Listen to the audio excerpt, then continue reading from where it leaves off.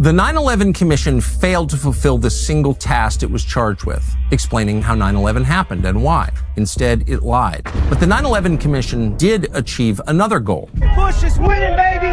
It protected the Bush administration, which went on to win a resounding re-election victory in the 2004 elections. It also provided a basis to radically transform our country and our way of life in the United States. The final 70 pages of the 9/11 report detail a long list of recommended reforms. Those so-called reforms radically expanded the power of the very same agencies that failed to protect the United States from the terror attacks. With my signature, this law will give intelligence and law enforcement officials important new tools to fight a present danger. Some of those changes, like the Patriot Act, passed before the Commission even issued its report. We did not need new laws to allow wiretapping and surveillance because in all of the channels for the FBI, CIA, NSA, DIA, we had every bit of information we needed to stop the terrorists. Kristen Breitweiser is a lawyer. She's also a 9/11 widow who has spent decades pushing for accountability for what happened on 9/11. The attacks 100% should have been prevented, could have been prevented. The U.S. government had everything it needed to stop the attacks. And yet, rather than blame the agencies for their obvious failures, Congress gave the deep state power to access your business records, including your library and bookstore records, with minimal to no judicial oversight, as if you did something wrong. Congress permitted roving wiretaps of multiple phones without specifying a specific target. Congress authorized unconstitutional searches of homes and businesses without any notification at all. Congress created something called national security letters, which enabled the FBI to get personal records without any court's approval, and also gave the FBI power to issue gag orders so you couldn't tell anyone they were doing this. We were already wiretapping and doing surveillance just fine before the Patriot Act. So again, the attacks could have been prevented 100%. We had all the information we needed to stop the attacks. We had the hijackers fully identified. We knew exactly where they were going, and we knew what they were up to. We knew that the Patriot Act, FISA warrants, they're not needed because we already had all the information we needed before 9/11 to stop the attacks. In 2007, the National Security Agency created the PRISM program that conducted warrantless surveillance of your phone calls, your emails, and your internet activity. Much of this surveillance was conducted on American citizens who'd done nothing wrong. The CIA was, on net, maybe the biggest winner from 9/11. In a perverse way, 9/11 is one of the best things that ever happened to the CIA for a number of reasons. In the immediate aftermath of 9/11, CIA Director Tenet offered a novel approach to taking out the Taliban. Just use the CIA. And it worked. The CIA was the first U.S. agency to deploy to Afghanistan that year. A paramilitary team called Jawbreaker arrived in Afghanistan on September 26, 2001. The first handful of teams that were sent to Afghanistan were sent there specifically to liaise with the Northern Alliance, to push the Taliban out of power, and to capture or kill every al-Qaeda fighter they could encounter. That extended then to Pakistan by the end of the year 2001. The context here is important. After the end of the Cold War, it wasn't exactly clear what the CIA would do. They'd spent 40 years fighting the Soviets. What next? In the mid-90s, President Bill Clinton, who was really no fan of the CIA, cut the CIA's budget. And that was the first time that the CIA had had a budget cut since the Carter administration in the late 1970s. On the day after 9/11, the CIA got a budget supplement of 10 figures. The amount is still classified, but I actually went up to the counterterrorism center chief, Kofor Black at the time. This was about 5-6 days after 9/11. And I said, Kofor, I have an idea for an operation that I want to put past you. And he put up his hands and he said, whatever it is, just do it. I have so much money, I can't possibly spend it all. So we all began flying business class all over the world. There are famous stories of CIA officers throwing sacks of money out of the side of helicopters, which gave rise to a joke at the agency that you can't buy an Afghan warlord, but you can certainly rent one. And that's what we were doing. The CIA provided millions of dollars in direct cash payment to anti-Taliban groups, along with weapons and communications support. By November 2001, It was the CIA's Special Activities Division, not the U.S. military, that had taken Kabul and the fortress called Mazar-e-Sharif. The CIA targeted bin Laden as early as December 2001, but as was so often the case during the tenure of George Tenet, the CIA failed to capture bin Laden. Tenet became CIA director in 1997, just as bin Laden was issuing his first fatwa against the United States. A leader with integrity would have resigned in shame after missing obvious warnings about a major attack. But Tenet had no shame. The additional resources and powers the CIA received did not lead to better outcomes. On March 20th, 2003, the U.S. invaded Iraq. It did so based on false intelligence that came from, yes, the CIA run by George Tenet. The United States knows that Iraq has weapons of mass destruction. It was all lies. But in Washington, failure is seen as success and rewarded. By 2015, the CIA's public budget had risen to $15 billion, 500% higher than it was in the mid-1990s when they were fighting for post-Cold War relevance. And by the way, that's simply the public budget. Much of CIA's funding remains classified. The FBI was also rewarded for failing to protect America. By 2023, the FBI's budget was almost $11 billion. That's up from $3.3 billion the year of the 9/11 attacks. But none of it made America safer. Before 9/11, Silicon Valley had the highest concentration of millionaires anywhere in America. But post 9/11, Washington, D.C. has the highest concentration of millionaires anywhere in America. And it's because Congress put so many billions upon billions of dollars in counterterrorism and in intelligence, including in literally thousands of federal contractors called Beltway bandits, that everybody got rich. After the attacks, the FBI radically shifted agent resources to its top priorities. Those were counterterrorism and counterintelligence and cybercrime. Traditional crime fighting took a back seat.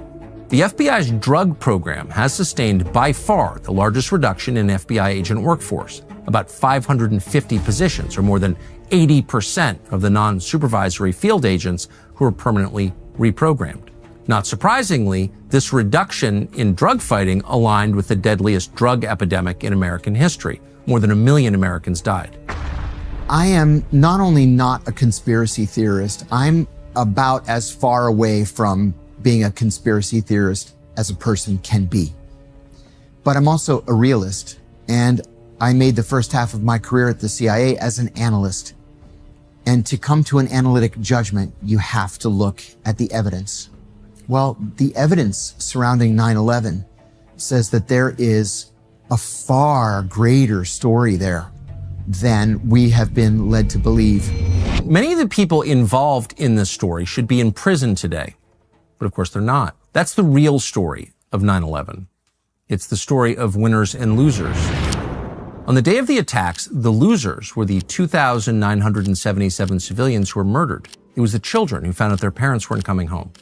The New Yorkers who witnessed the smoke rising from their city. It was the firemen and cops who rushed into the towers to save those trapped inside and died. In the aftermath of the attack, the losers were the nearly 7,000 U.S. service members who were killed in Iraq and Afghanistan, and the 52,000 who were wounded in action there. The losers are the American people, the rest of us, who lived in a country permanently transformed, stripped of its fundamental constitutional rights. We're $7 trillion poor with nothing to show for it. Abroad, the losers were even more numerous. Nearly 5 million people were killed in the post-9/11 wars, most of them civilian. Entire countries were destroyed. The world was destabilized. And then there were the winners. In the immediate aftermath of the attacks, President George W. Bush enjoyed the highest approval ratings in the history of modern politics. He leveraged that popularity to launch a decade of regime change wars. In 2002, he defied the odds in the midterm elections and expanded his party's majority in the Congress. In 2004, he became the first Republican presidential candidate in decades to win re-election with a majority of the popular vote. When Bush arrived in office in 2000, he was worth about $20 million. Today, some estimates say he's worth more than $50 million. Bush lives in Texas today. He spends most of his time painting and riding his bike.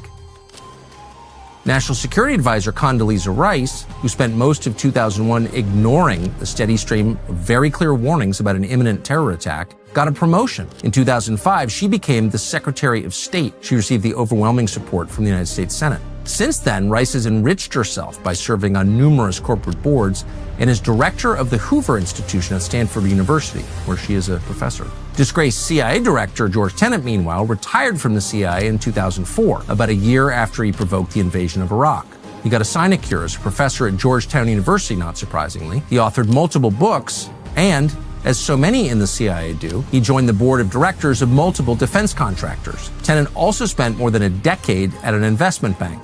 After leaving the CIA, he was awarded a Presidential Medal of Freedom by George W. Bush. That's the nation's highest civilian honor.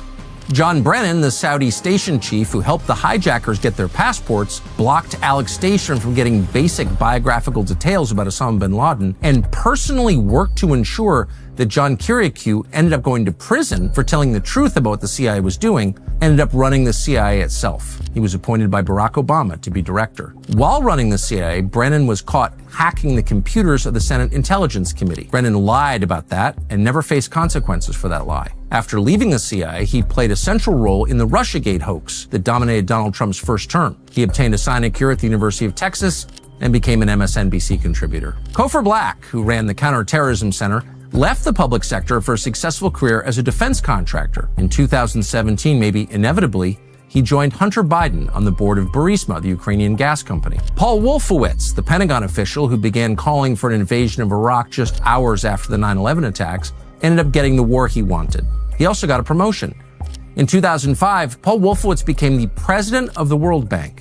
He resigned 2 years later during a corruption scandal. In 2016, Paul Wolfowitz endorsed Hillary Clinton. And finally, there's Philip Zelikow, the man behind the dishonest commission report. After finishing his time as executive director of the commission, Zelikow got what he always wanted: more power. His good friend, Condoleezza Rice, rewarded him for the work he did on the commission. Zelikow became counselor of the State Department, where he acted as Rice's deputy. He has since served on too many boards to mention. He's also served as an advisor to the Obama administration and the Bill and Melinda Gates Foundation. Zelikow is a professor at the University of Virginia, where he served as dean of the graduate school. His work on the commission masterfully avoided any form of accountability or blame for the attacks. It was, from beginning to end, a lie. In the end, Zelikow blamed the government's failures on a failure of imagination. Not surprisingly, imagination has never been indicted for it. It's been more than 20 years now, and we still don't know the simple truth about 9/11. But we can know. A new commission could find out. An honest commission, a nonpartisan commission, a commission dedicated to protecting the United States could find out. It could answer the questions that have hung in the air since that day. What role did John Brennan play in facilitating the attacks? Why did he seem to be working for the hijackers? What CIA official made the decision to attempt to recruit those hijackers? Why did the Bush administration ignore dozens of clear warning signs? Why did the Clinton administration repeatedly refuse to kill or capture Osama bin Laden? Who made the decision to ship the rubble from 9/11 off Manhattan and out of the country before an investigation could be done? Why did Tower 7 collapse even though it was hit by no airplane? What's in the NSA files that the commission never bothered to check? Which investors profited from the attacks? The government knows the name of the investor who profited from the attacks, who knew they were coming. Why haven't they told us? And in the end, who benefited most from 9/11? What foreign countries benefited from 9/11? What did foreign intel services know about the attacks before they happened? A commission could find these answers. That commission would have broad subpoena power, enough funding and personnel to get those answers. After more than 20 years, the American people have a right, an absolute right to those answers. They should be outraged by the lying, and they should demand to know what actually happened on September 11th.